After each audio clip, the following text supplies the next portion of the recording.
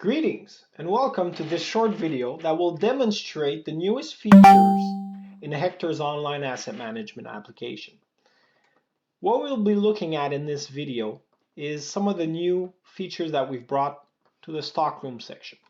So if we navigate to the Stockrooms and we take a look at one of the Stockrooms in particular, you'll see that we added a new note field where you can add specific information with regard to your stockroom.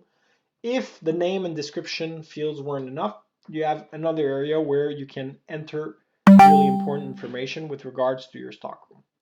Second thing I want to show is racking management.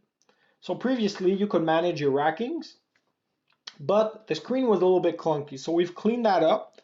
The new racking screen is going to pop up into a form that you can fill in.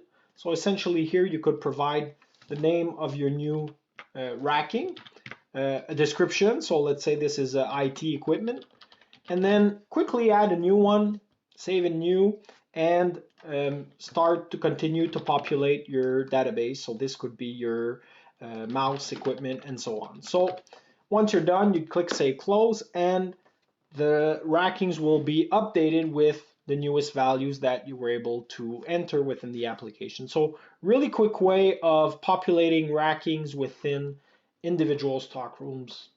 So that's what I had to show you guys with regards to stockrooms, all the new improvements. I hope you enjoyed the video. Subscribe if you want more content, and really look forward to seeing you guys in the future. Have a great day. Talk to you later.